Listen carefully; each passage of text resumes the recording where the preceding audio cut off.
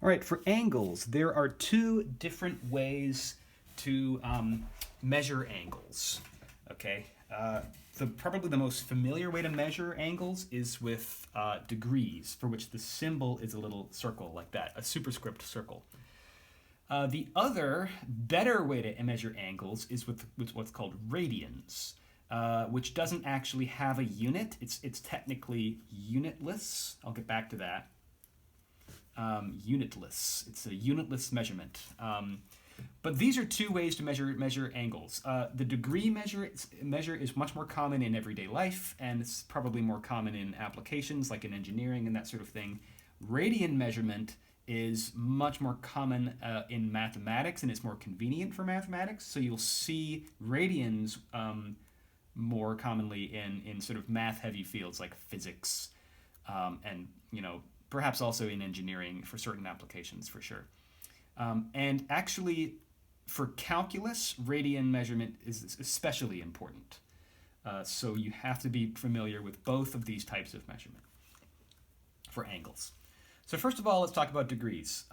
Let's draw this here.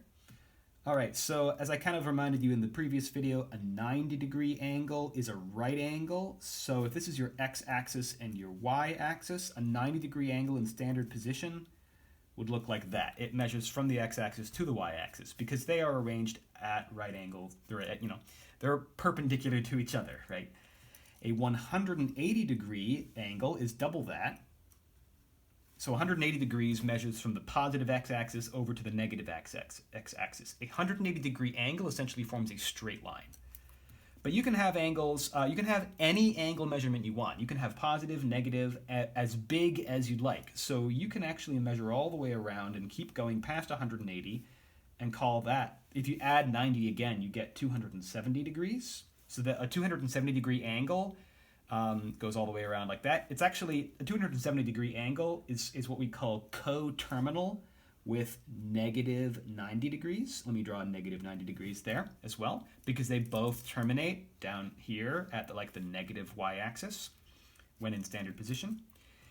And then you can also have a full circle in the degree measurement system. A full circle is 360 degrees. So this 360 degrees being equal to a full circle, this actually is super, super, super old. The degree measurement is much older than the radian measurement. This comes from Babylonians.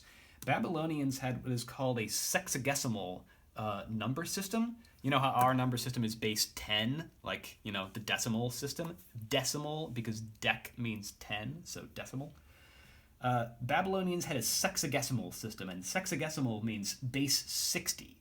So a lot of things that are like based on 60 or multiples of 60, those are remnants of the Babylonian number system. So for example, 60 seconds in a minute, 60 minutes in an hour, okay, things like that.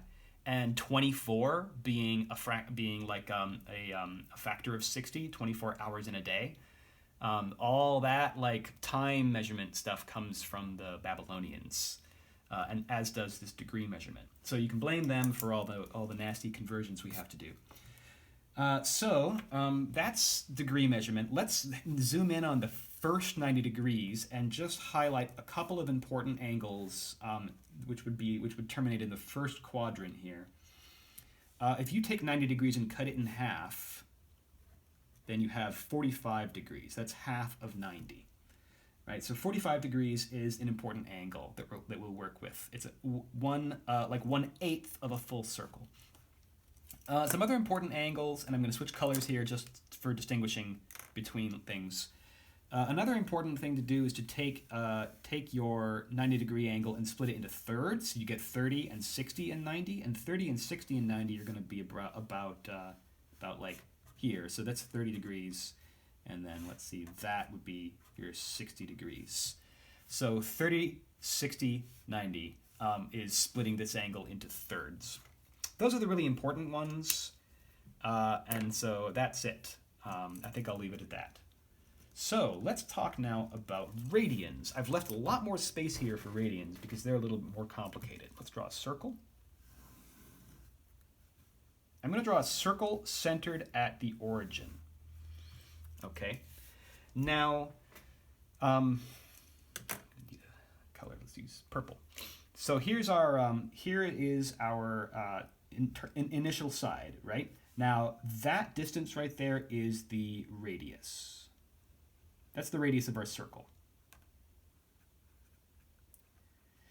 The radian angle is based on the idea that that distance, that radius distance, you could lay that distance along the arc of the circle and measure along the arc of the circle. So you're not measuring a distance in a straight line, but you're rather sort of, it's like if you took a string of that length and lay that string along the circle and go the same distance.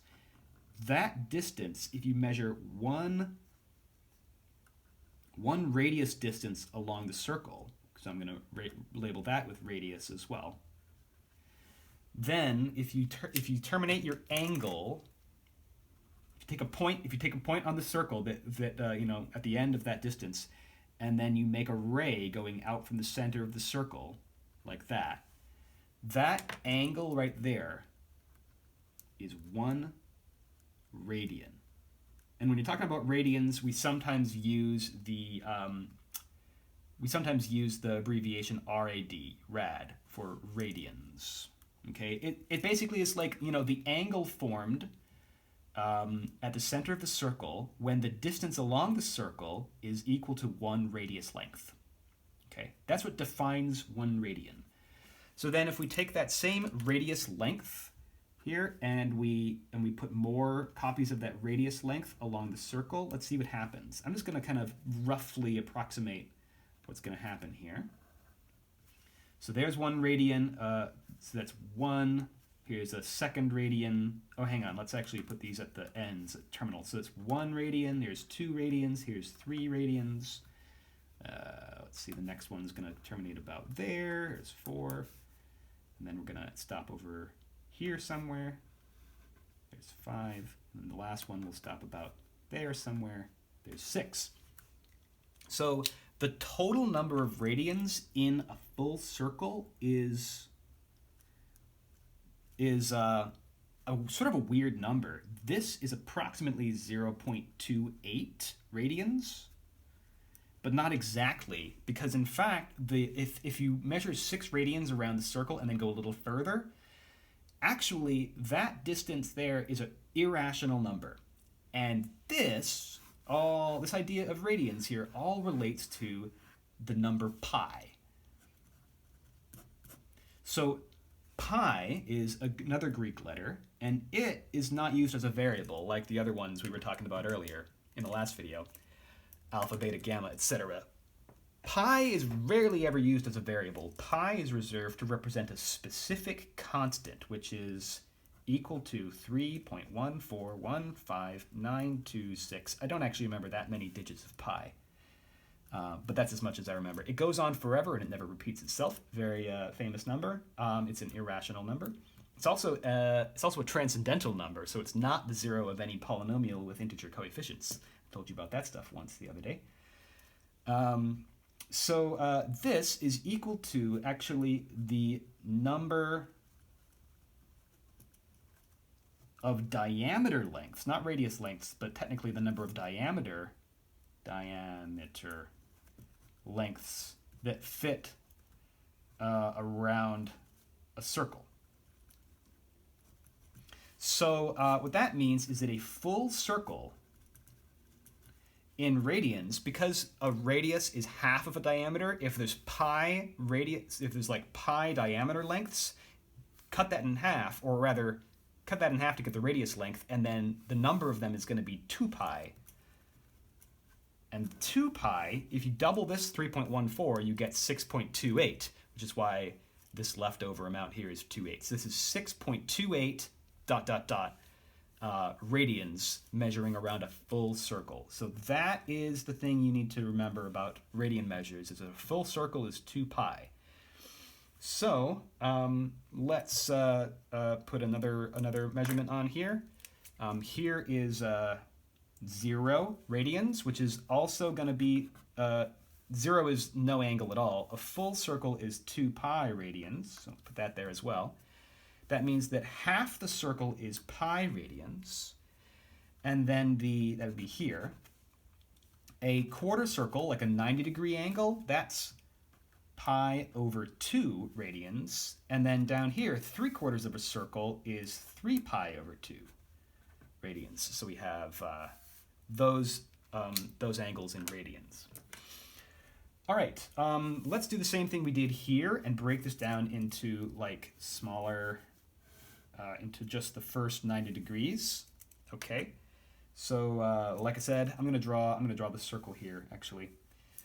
Like I was saying, you've got 0 radians here. You've got pi over 2 radians at the top right there. And then if we cut that in half, our 45 degrees is pi over 4 radians. And then the other two, the 30 and the 60-degree angles, in radians, those are, if you take pi, which would be like, remember pi is over here, pi is the full circle, and 30 degrees is 1/6 of pi, so that's actually pi over 6, and then the 60 degrees is 1/3 of pi, so that's pi over 3. So there are some sort of special, just common angles in radians, okay? So let's get back to an idea that I mentioned up at the top there. Oh, I forgot. Conversion factor. I wanted to write that down here. To convert between these two systems, degrees and radians, use the fact that pi radians equals 180 degrees. That is usually the conversion factor. You can use 2 pi equals 360, but if you divide by 2, it's a little easier. You just have pi equals 180. That is a conversion factor. The conversion factor is a ratio, but this is the sort of equality that you use to convert. I'm going to do examples of converting in a second. But first of all, I want to explain this idea of radians being unitless. Radian measure can also be defined in terms of a ratio between the arc length and the radius. So if you take the radius length right here, okay, let's call that R, and then if you take the length measured along the circle, whatever that distance is there, let's call that S, that's the arc length. And then you've got your angle inside here. For the angle, we're going to start using the letter T to represent the angle. That's what the textbook uses. Another common letter used there, by the way, is theta. We're going to be kind of swapping back and forth between those. But you can define the angle T as the arc length divided by the radius for a circle centered at the origin. Centered at the point where that angle is happening, which in standard position would be the origin. So this is going to be S units divided by R units. And whatever unit of measurement, whether it's like meters or inches or feet or kilometers or centimeters, or whatever unit of measurement you're using to measure those distances is going to cancel out, which is why radians, when you define it, if you define it like this, which you can, like arc length divided by radius, it's that ratio of lengths where the units cancel out, and technically there are no units. So most of the time you're not going to have to think about this fact, but occasionally, especially when you're doing application problems and trying to figure out what the units of your answer are meant to be, radian measurements never contribute any units to a quantity. So I'll remind you of that occasionally when we're doing that type of problem.